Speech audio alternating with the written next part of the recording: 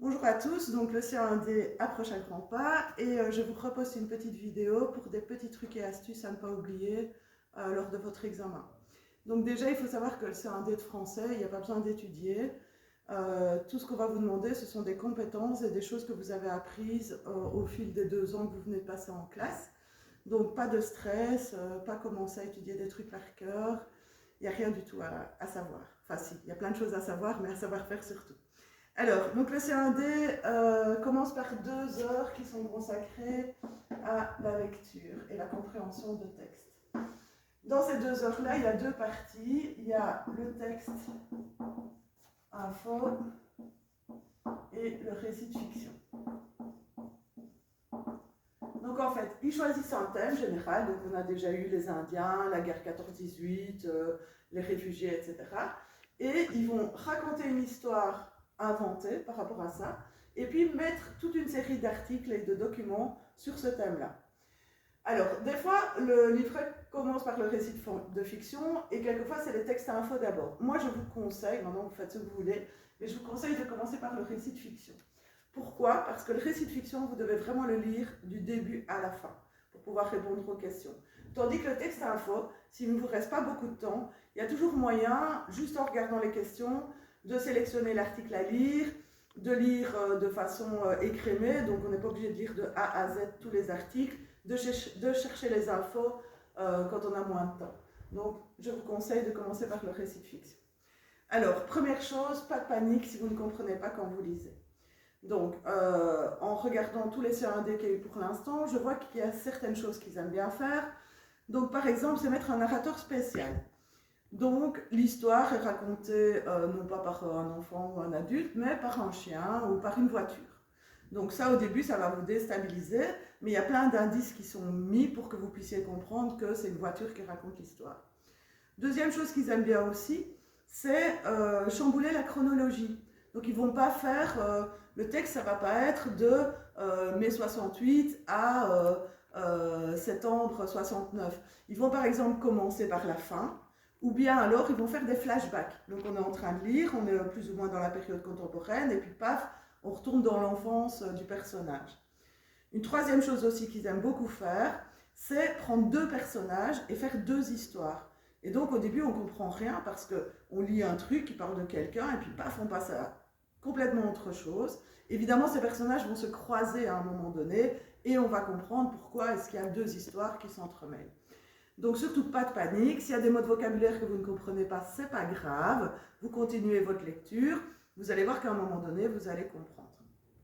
Alors maintenant, au niveau de la réponse aux questions, s'il y a une question sur laquelle vous bloquez, vous la passez. Souvent, les questions, elles valent 1 point, 2 points. Donc, c'est pas grave de laisser tomber une question. Et vous y reviendrez après si vous avez encore du temps. Mais ne pas rester bloqué pendant 10 minutes sur une question. Alors, bien regarder les consignes. S'il est noté recopie, il faut recopier la phrase. S'il est mis reformule, là, vous pouvez expliquer avec vos mots. En général, c'est les deux questions qu'il y a. Alors, il y a aussi souvent une question où il parle d'anaphore. Alors, pour faire court, on va dire que anaphore, ça veut dire pronom. Donc, ça veut dire qu'ils font une phrase où ils mettent on les a rencontrés durant l'été, ils vous soulignent le lait et vous devez dire ce que c'est le lait. Donc, il faut aller voir souvent un petit peu avant dans le texte pour voir à quoi ça correspond. Voilà, je pense que pour les 2 heures de lecture, j'ai dit tout ce qu'il fallait. Pour les textes info, comme je vous l'ai dit avant, il y a vraiment moyen d'aller rechercher les informations uniquement par les titres, les sous-titres, etc. Donc vous voyez la question, vous la lisez, et vous voyez qu'il parle, je pense, du 2019, où il parlait des tranchées. Il y avait une question sur quelles étaient les conditions de vie dans les tranchées. Et quand on regarde les différents articles, on voit qu'il y en a un qui s'appelle la dure vie dans les tranchées. Voilà, on sait qu'on va trouver les informations dans ce texte-là et qu'il n'y a pas besoin de lire les 6 précédents pour trouver la réponse. Alors, ensuite, donc ces 2 heures-là, c'est assez serré. Donc ceux qui sont lents, souvent c'est la partie la plus difficile parce que il faut s'habituer à lire des textes longs et voilà, le dossier est quand même assez long. Donc une fois que cette partie-là est passée, vous allez voir que c'est beaucoup plus facile.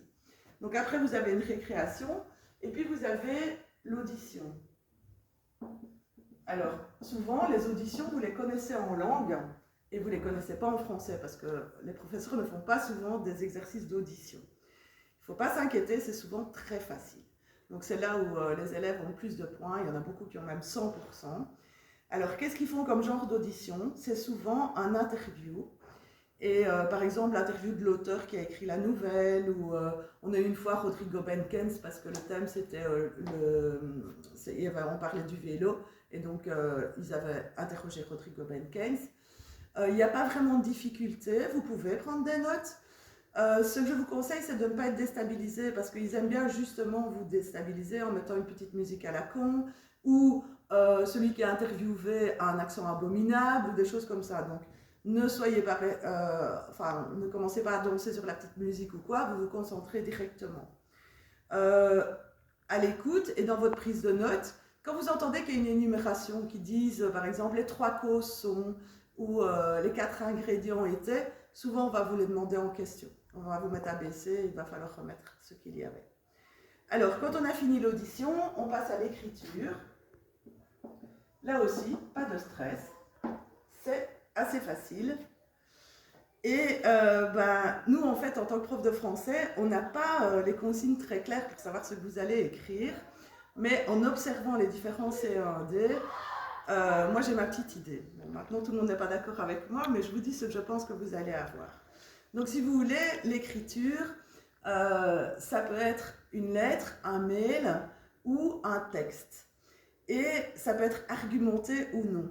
Alors, on prépare souvent très très fort nos élèves pour l'argumentation. Or, ça fait 2 ou 3 ans qu'on n'a plus d'argumentation. Parce qu'à première vue, c'est un petit peu difficile. Mais je vous expliquerai quand même comment faire. Mais moi, je pense qu'on va de nouveau avoir une lettre cette année. Et donc, comme l'année dernière, ce qu'ils avaient demandé, c'était d'écrire, de se mettre dans la peau d'un personnage du récit de fiction et d'écrire à la mère ou aux frères, etc. Alors, je suppose que vous avez vu avec vos professeurs la différence, je vais chercher pour effacer mon tableau, la différence entre une lettre formelle et une lettre informelle. Donc, la lettre formelle, c'est une lettre qu'on va écrire plutôt à une administration ou à une direction. C'est en tout cas en dehors de notre cercle de connaissances, de notre cercle familial. Donc pour la lettre formelle, je vous conseille d'aller voir sur Internet la disposition des adresses, comment on les met, trouver quelques formules de politesse. Je vous prie d'agréer, monsieur, mes sincères salutations, pas mes sincères condoléances, comme j'ai déjà un élève qui a mis. Comment est-ce qu'on fait la formule d'appel? Donc par exemple, si on met monsieur, madame, il faut que dans la formule de politesse, ce soit remis monsieur, madame. Donc il y a toutes des petites règles comme ça à connaître. On n'oublie pas qu'on ne met pas cher monsieur parce qu'on ne le connaît pas. Moi je vais plutôt m'attarder sur l'informel parce que je pense que c'est ce que vous aurez si c'est une lettre, puisque c'est ça qui revient souvent. Donc les points facilement gagnés dans la lettre formelle, c'est faire, donc ne pas oublier de mettre le lieu et la date.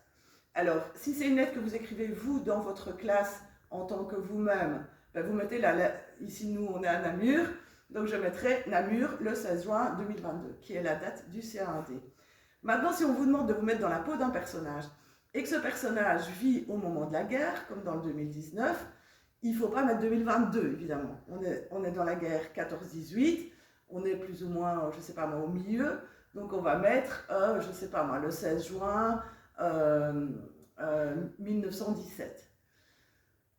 Pour le lieu, il faut voir aussi si le personnage n'est pas quelque part. De nouveau, dans ce même C1D, il se trouvait par exemple à Ostende, donc vous mettez Ostende, virgule, le 16 juin 1917. Donc, si vous êtes dans la peau d'un personnage, il faut bien regarder qui vous êtes, à quel moment vous écrivez et d'où vous écrivez. Quand vous avez mis la date, vous mettez la formule d'appel.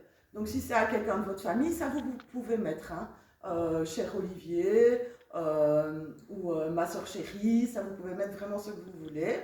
Ensuite, vous mettez un petit contexte, donc pourquoi vous écrivez cette lettre, que vous avez bien reçu la précédente, ou des choses comme ça. Puis, vous passez une ligne, vous écrivez la réponse aux questions, parce que souvent c'est une réponse à une lettre que vous avez reçue. Donc, si on vous pose 4 questions, vous répondez aux 4 questions. Vous pouvez faire des paragraphes entre les réponses si vous voulez, mais là, ce n'est pas obligatoire parce qu'on est dans le corps de la lettre. Vous faites une petite conclusion, j'ai hâte de te revoir, j'attends impatiemment de tes nouvelles, etc. Et vous signez. Tout compte pour des points. C'est-à-dire que si vous ne mettez pas votre signature, vous avez un point en moins. Si vous ne mettez pas la date, pareil. Si vous ne mettez pas de formule d'appel, pareil. Donc vous devez faire attention à tous ces détails et surtout à la disposition du texte. Donc il faut qu'on voit qu'il y ait des paragraphes. Le plus simple pour faire un paragraphe, c'est de passer une ligne.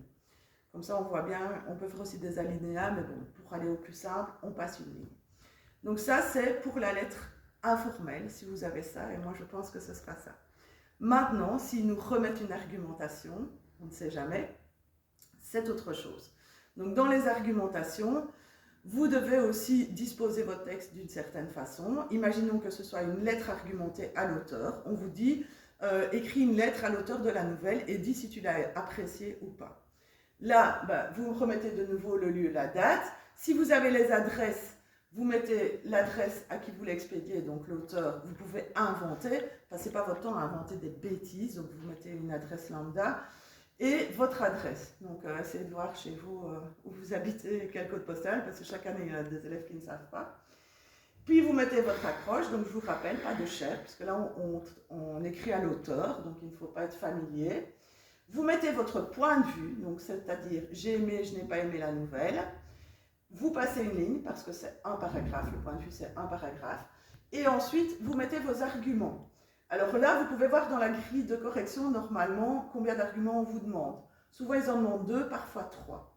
Alors, pour les arguments, il faut commencer par des petits mots introducteurs. Donc, le plus facile, c'est mettre premièrement, ensuite, dernièrement, mais vous pouvez mettre premièrement, deuxièmement, troisièmement, enfin, ça, c'est comme vous voulez. Et vous donnez vos arguments de pourquoi vous avez aimé la nouvelle. Je vous conseille de l'écrire en mettant que vous l'avez aimé. On peut mentir même si vous ne l'avez pas aimé. C'est beaucoup plus simple d'argumenter dans le positif que dans le négatif. Donc là, les arguments, ça vous avez dû les apprendre avec vos professeurs. Donc par exemple, je vous en donne quelques-uns comme ça. Donc les personnages, on peut bien se mettre à leur place, ils sont attachants. La chute de l'histoire, on ne s'attend pas à la fin. Le style de l'auteur, c'est écrit, c'est gai à lire, on comprend bien le vocabulaire. Le genre de récit, c'est une histoire de science-fiction et j'adore la science-fiction, etc. Ensuite, après les 3 arguments, ah oui, non, je reviens sur les arguments. Parce que dans les points, en fait, vous avez un point pour votre argument, mais aussi un point pour votre développement. Donc, votre mot d'argument, vous allez avoir, premièrement, j'ai apprécié, je ne sais pas quoi. Et pour arriver à faire un développement, le truc, c'est de mettre en effet. Ou, par exemple. Ça vous force à développer votre argument. Et à chaque fois, un point pour le développement. Quand vous avez fait vos 3 arguments, vos 2 arguments et développement, vous faites votre conclusion. Et puis, si c'est une lettre à l'auteur, vous n'oubliez pas de remettre une formule de politesse. Donc, bien à vous. Ça passe partout, mais ça peut aller pour une lettre à l'auteur. Et vous signez. Si c'est un mail, ça nous est arrivé une fois, là, vous avez peut-être plus l'habitude. N'oubliez pas de mettre l'objet. Donc, par exemple, critique de la nouvelle. C'est une phrase sans verbe.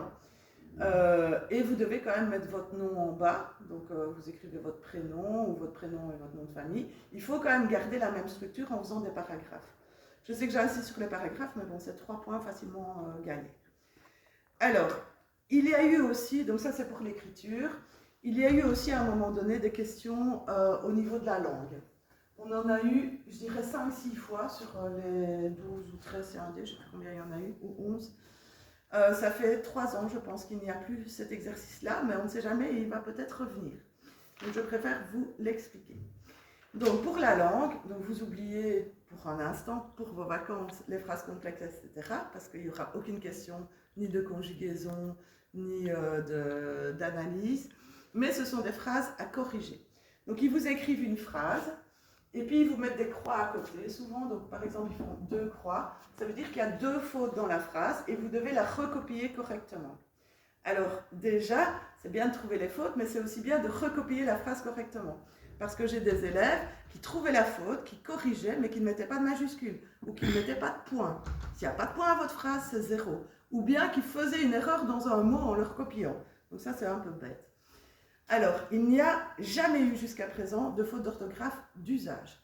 Donc, c'est-à-dire que vous ne devez pas chercher un mot pour savoir s'il y a deux R, un R ou deux P. Ils ne font pas ça. Ils font des fautes grammaticales. Alors, j'ai recensé un petit peu toutes les fautes qu'on peut trouver. Donc, il y a d'abord sur les homophones. Alors, ceux qui préfèrent, c'est le C, le A, le OU. Donc, par exemple, un OU, il manque un accent, un A, il manque un accent, un C, c'est pas comme ça, mais c'est comme ça, ou le contraire. Donc, ça, c'est ce qu'ils aiment dans les homophones. Alors, ils aiment aussi des fautes d'accord. Donc, sujet-verbe, un sujet au pluriel, il manque le ENT. Sur ces accords-là, ils aiment bien utiliser le prénom on. Donc, par exemple, on remarque, et ils vont l'écrire avec ENT. Ou personne ne remarque. Pareil avec ENT. Donc, avec on et personne, toujours au singulier. Alors, ils aiment beaucoup aussi l'erreur, l'accord avec le pronom relatif qui. Donc, ce sont les enfants qui jouent. Ils vont l'écrire sans le ENT. Quand il y a un qui, on regarde son antécédent et c'est ça qui va régler l'accord. Donc, les enfants qui jouent. Là, ça a l'air facile, mais dans la phrase « toi qui as de la chance », on le remarque moins. Or, qui, c'est toi, donc il faut un S. Donc ça, ils font beaucoup. Ils aiment bien aussi les fautes sur les finales de mots en E, ER ou EZ. Donc ils vont écrire par exemple « vous voulez » avec ER. Donc ça, vous savez, faites. Enfin, donc, prenez plutôt queer et qui pour voir si c'est un infinitif ou pas. Et là, vous le conjuguez à la deuxième personne du pluriel. Alors, ils font aussi des erreurs de genre. Il y avait une phrase, c'était « ma grand-mère a fait des gaufres, ceux-ci étaient délicieuses ». Donc, forcément, il faut mettre « celle-ci ». Alors, une autre erreur aussi qui reprennent pratiquement chaque fois, c'est une erreur de pronom relatif. Donc, ils vont mettre comme phrase « l'affaire que je te parle ». Et donc, vous devez corriger, c'est pas le bon pronom, c'est « dont je te parle ». Souvent, d'ailleurs, c'est sur l'erreur de « que » qui doit devenir « dont ». Voilà, donc ça, c'est pour la langue. Je regarde si j'ai pensé à tout, mais je pense que oui.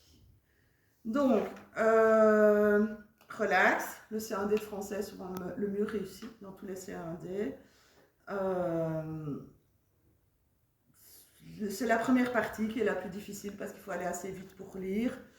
Mais logiquement, vous allez tous vous en sortir. Voilà, je vous souhaite bonne chance à tous et déjà de bonnes vacances. Merci.